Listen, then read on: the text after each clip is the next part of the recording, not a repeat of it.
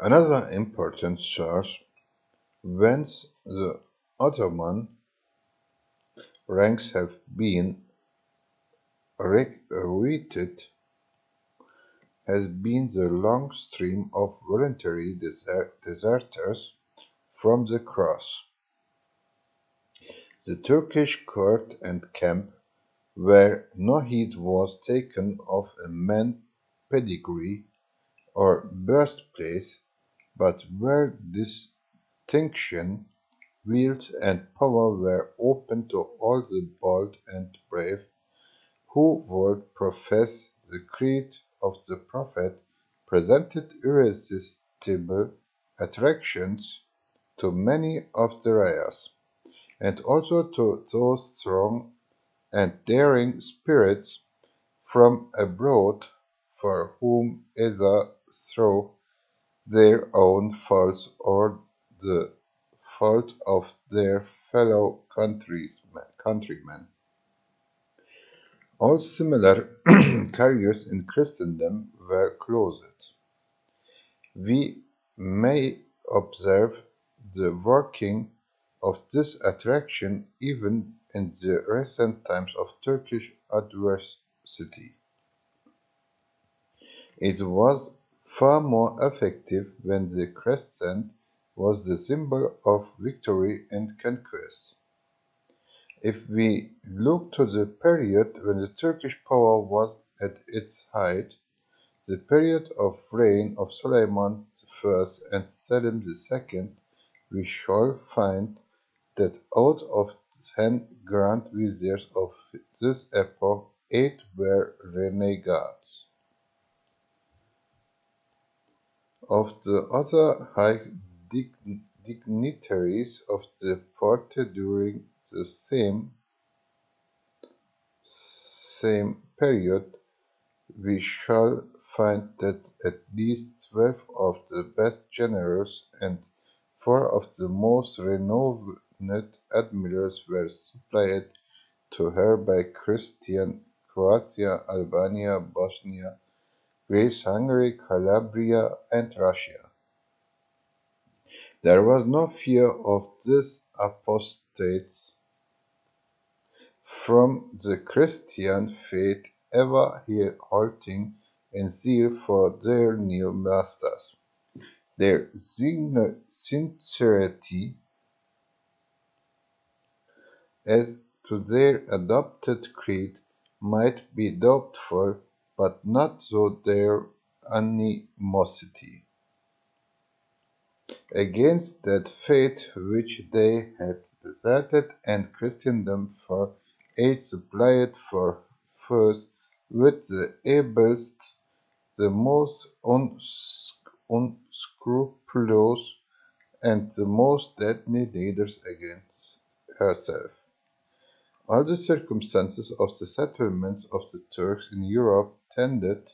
to keep up in them the spirit of war and the capacity as well as the zeal of the future victories, by enrolling the flower of the children of the subjected European provinces as Janissaries, by the impost of tribute money, by the sale of captives and the acquisition of utter plunder, by parcelling out the conquered lands into fiefs wherein the best soldiers of the victorious army were planted as military colonists. Each conquest was made to supply the means for further conquest, and Turkish war grew by what it fed on. The Moslem occupants of the rich and beautiful lands east of the Adriatic felt their pride in their own prowess daily confirmed, and their fervor for the faith of the Prophet daily rekindled by the sight of the Christian rayas around them, on whom fell the chief burdens of taxation and manual toils. a weaponless head whose duty was obedience and subjection.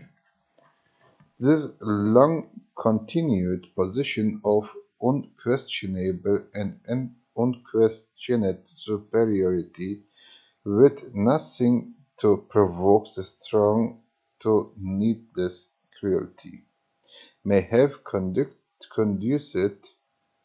to develop in the Turkish character that dignity of manner, that honorable self-respect, that truthfulness, honesty and sense of justice, that gentleness and humanity even towards the brute creation which the bitterest enemies of the Ottomans confess, and which is the theme of uniform admiration with foreigners who have been dwellers in the Ottoman Empire. Lying and theft are the vices of weakness, and the morbid fondness for practicing petty tyranny, tyranny over creatures weaker than themselves in the special sin of those who have been subject of oppression. But it will be eminently unjust to attribute the characteristic virtues of the Turks solely the circumstance of their having long been a conquering people settled among a subject population, so such a fact must have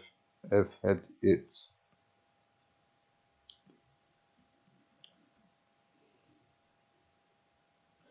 influence. Those virtues are found among the Ottoman Turks of Asia, where the number of rayas is far less than westward of the Dardanelles, as well as among the sparse Muslims of European Turkey, nor have those virtues been found to decay with the declining fortunes of their empire. Much is due to the moral precepts of their creed, which ensures sobriety and cleanliness, as well as benevolence, integrity, and charity among its true disciples. But the Turks are also distinguished above other Mohammedan nations for their high personal quality, though those are allied with many evil traits,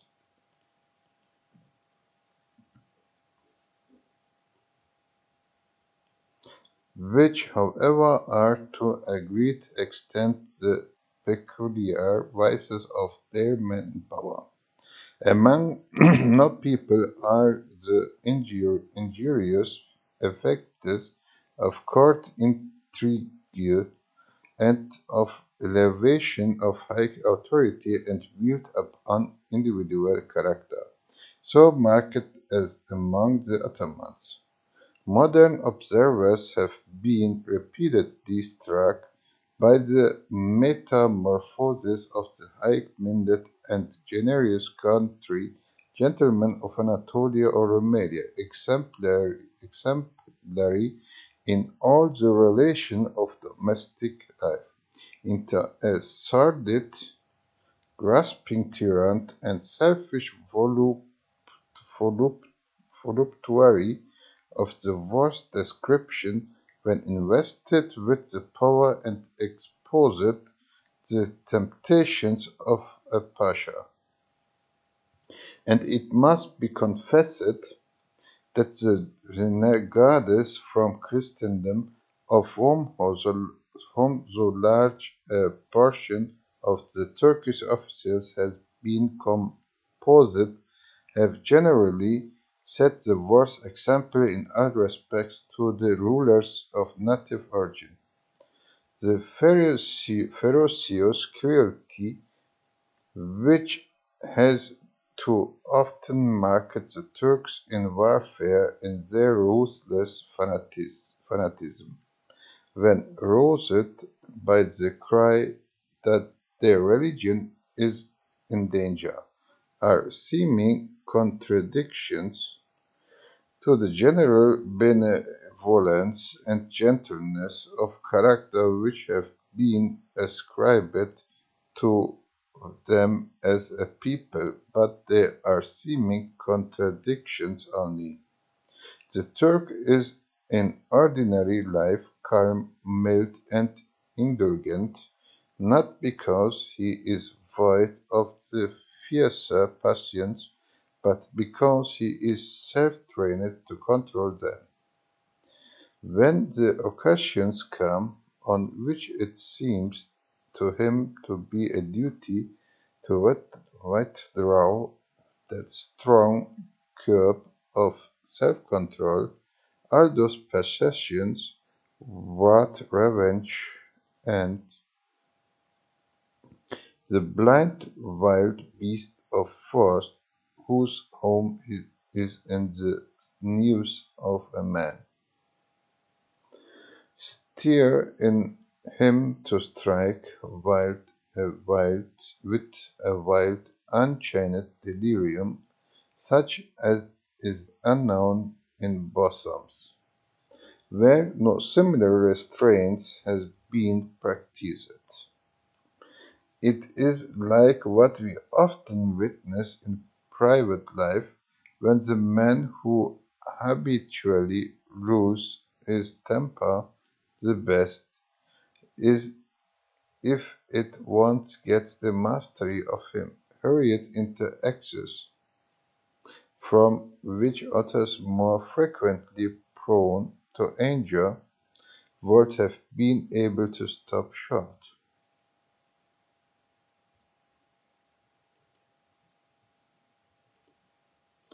The Sultan's summons to war still meets a ready response from the inherent bravery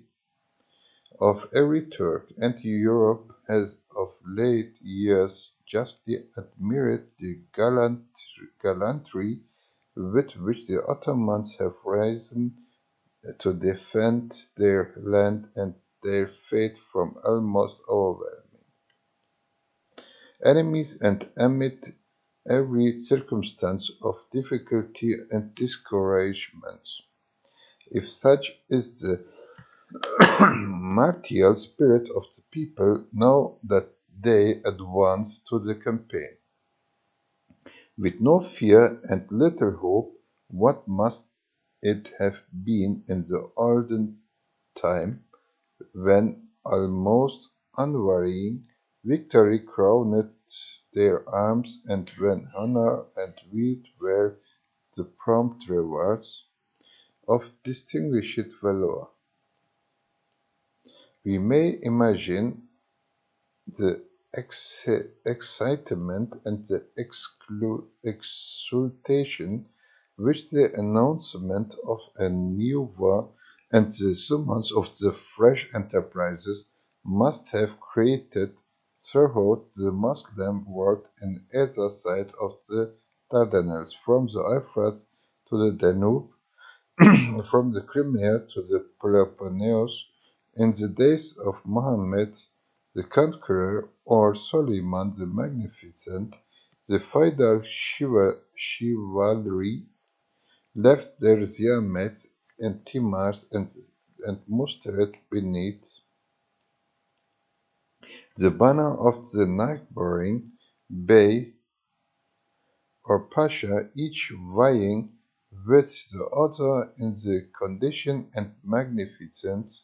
of his horse and accoutrements, and in the display of his band of armed and mounted retainers, the Ziam who signalized his prowess might hope for elevation to the rank of Bey, and the Timariot who brought in 10 prisoners or 10 enemies, he was entitled to have his minor fief enlarged into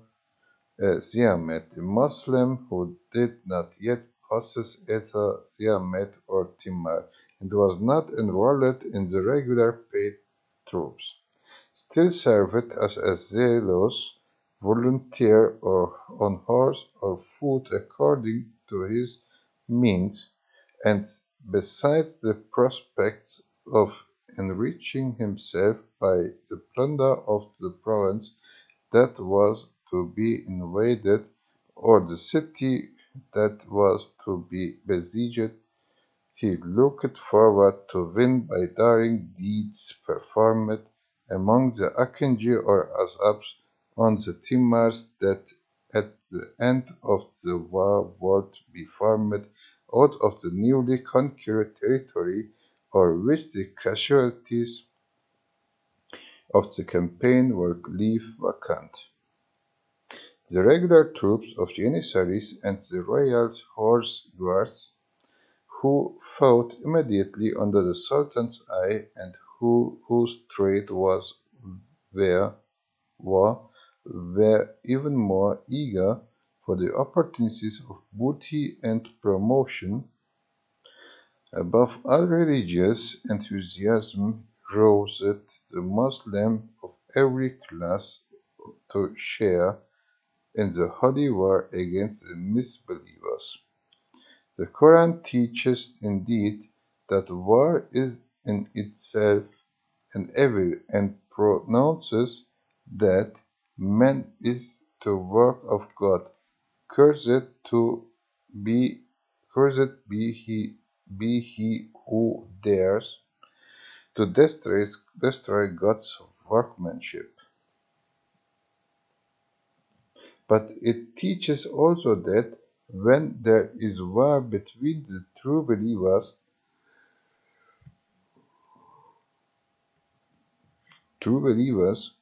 and the enemies of Islam, it is a duty of every Muslim to devote to such a war his property, his person, and his life. The Quran divides the world into two portions: the house of Islam, Darul Islam, and the house of war, Darul Harb. It has generally been represented the Western writers on the institutes of Mohammedanism and on the habits of Mohammedan nations. That the Darul Harb, the house of war, comprises all lands in the misbelievers, so that there is or ought to be perpetual hostilities on the part of the true believers against the dwellers in Darul Harb, although actual warfare may be suspended by treaty.